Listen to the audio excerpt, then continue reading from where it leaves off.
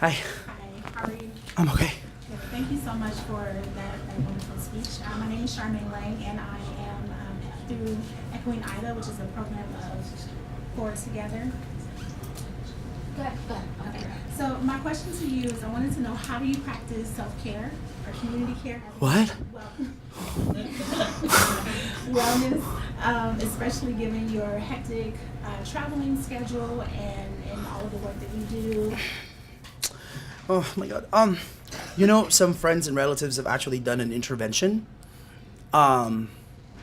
Because the worst thing is I've missed so many baptisms and weddings.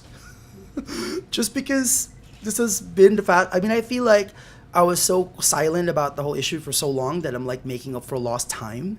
And so I feel like I've kind of overdone it in terms of just being everywhere. This year was supposed to be the good year, and then it didn't become the good year. And now we have Trump. And so I actually think that's something that we don't really talk about a lot in these spaces. I have to say Rinku Sen, who's a friend, has been a very has been a real and effective advocate about what self-care means. Because I think some of us are so used to being traumatized that it's like oxygen for me. So I don't even think about that. The whole idea of self-care is something that never even occurred to me. Like so long as I fit in my pants, I don't gain too much weight and fit in the same pants, right? I have a rule. I'm not buying any new jeans, right? So long as I fit in the pants, so long as I there's not having a heart attack, I'm okay. That shouldn't be the measure of I'm okay. It should be like, oh my God, like, am I happy, right? Do I feel fulfilled? But I just don't ask myself those questions. And I'm 35, so I should probably get going on this. Good, thanks. Go ahead. I'm writing a piece talking about strategy and what next. So I just want to get your take about thinking about strategy, thinking about the next 2 months, the next 4 years, folks. How do we really listen to each other? Because, in my experience, in the past 5 years of doing this kind of work, sometimes I wonder if people are posturing, projecting, or actually interested in the answer. And again, this is where the reporter in me comes into play, right? Like, the questions are even more important than the answer. And sometimes I feel as if we police each other a lot on if we're being progressive enough or radical enough. I don't even know what those words mean, by the way. I really don't know what they mean. Progress to me should not have a party. America to me is radical. I think calling yourself an American, even though it doesn't consider you one, I think that to me is a radical act, right? And so I'm always amazed when I feel as if, in my opinion, this is totally an overgeneralization, so please note that. In my opinion, I feel as if progressive people are too busy talking amongst themselves, patting each other in the back and making sure they sound the right way. How do we do that in the era of Trump? How do we do that? How do we engage with white people without dismissing people as just racist? A lot of white people are too poor to look up what white privilege is, even though they are, right? So how do we do that? What language? This is why, for the first time, actually, I quoted the Tony Moore. I've never done that before, because language, right, must figure out a way to bridge the gap between a lot of the posturing and the projection that happens. And I just don't know how that's going to manifest itself. Hi, Teresa Stova, multiracial media. Great. So you have this great platform, great influencer for immigrant rights, and you put a face on it and you give it a person. One face. A One face, face. yeah. Yeah. A face that people can relate to, because that always Yeah. happens. Yeah. You're not the face, but you're a face. Yeah. I don't think we want that face, but yeah. Yeah. So what I'm interested in, and what I was interested in listening to your presentation, which was great, is when we come together and do this work, is how what you are doing and what you're conscious of to find the intersectionality when you're talking to the two groups of color who are not immigrants, Native African Americans and I'm so glad you asked that and question. how we don't get left out of all that. Yeah. I had a really fascinating conversation with Alicia Garza about this. Because Alicia grew up in Oakland, the Filipino Black Alliance in Oakland is really rich and deep, and I hope somebody writes a movie about it someday.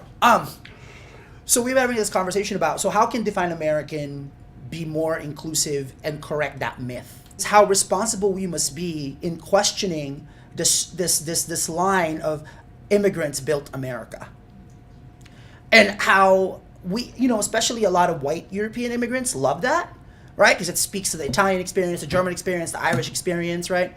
But it fundamentally leaves out two groups of people. And I've often wondered, like, how must that feel like for Black Americans and Native Americans, Indigenous people to hear that, right? So we're actually working, I can't say what it is, but we're working on something pretty big that's going to dismantle that myth. Now, mind you, this being the progressive community, I'm sure somebody is not going to be happy with something, right? But again, like, if I worried myself on being nitpicked, I wouldn't do anything, right? So I'm really looking forward to that. That's going to be actually one of our big focus in 2017, is how to more closely align ourselves with the Native American and the Black community. I don't know if you saw White People. It was only 47 minutes, but we wanted to make sure that I can't possibly do a film on white people and not include Native Americans, right, and Black Americans in it. And I thought that even the inclusion of the stories that we picked, I was really proud of. Yes. Yeah. Thank you. Thank you. Great. Anyone else? Hi. And you actually answered two of my questions. I'm Audie from Rewire. Oh, great. I wanted to go back to what the questions asked to say, what did we do wrong as media? What did we do wrong that we did not get it and we screwed up so badly? And what can we do to make sure we don't freaking do that again? Well, I think the fact that the media, and by the way, I think when we say the media, it is almost irresponsible because we're talking about, like what's happening in Rewire. I'm sure it's not what's happening, right? So the fact that the quote unquote mainstream, although I would even, argue with that term, the fact that capitalistic media, oh, there you go, maybe that's the right phrase. The fact that capitalistic media bought line and sinker everything that Donald Trump had to say about undocumented immigrants, to me, is just purely a journalistic crime. Did you ever hear anybody question the frame? Right? Because the frame was, they're a threat to society, they're a bunch of rapists, and they're taking all your welfare and they're crowding your schools, and they don't love America. Right? Did you ever hear, here's one favorite statistic because it comes from a primary source. According to the Social Security Administration themselves, undocumented workers have contributed $100 billion to the Social Security Fund in the past decade. I, personally, have contributed about $150,000 to the Social Security Fund using my invalid fake number. Now, by the way, as you know, we don't get any of that back. But hey, I'm happy to pay that because I love libraries, I love schools, I love the roads being paved. It's America, right? We should pay for it. I get it. But why wasn't that fact, which directly comes from the Social Security Administration, ever brought up? And all the conversations about Mexico and the wall, why didn't anybody ever brought up the fact that undocumented Asian people are actually the fastest growing undocumented population and not Latinos or Mexicans? Why not? Why didn't anybody say that there are actually more Americans going to Mexico than Mexicans going to the United States? These are facts, and you will find them on defineamerican.com/factsmatter. I feel like sometimes I'm like an assignment editor where I'm literally calling reporters saying, hey, here's an interesting story. I have done that I don't know how many times in this campaign. Most of them don't take it. You want to know why they don't take it from me? Jose, you're an advocate now, man. You're not a journalist anymore. And then there's a part of me, the arrogant part of me wants to go, I'm sorry, do you want to see the Pulitzer? It's at my grandmother's house. How insulting, because I'm an activist advocate. Why is it that our very existence, why is it a political act? Why is it all of a sudden advocacy? I gotta tell you this much. If there were actually Latinos and Latinas in charge of American newsrooms outside of Univision and Telemundo, immigration would be completely covered. Right? If there were more Native Americans in positions of power in quote-unquote capitalistic media, what we just saw in South Dakota, all of that would have gotten actual nuanced, complex coverage. And in the past, I thought the way to do it was infiltrate it. I thought, hey, get to the Washington Post, get to the New Yorker, get to the Huffington Post, start making documentaries for CNN, you've made it.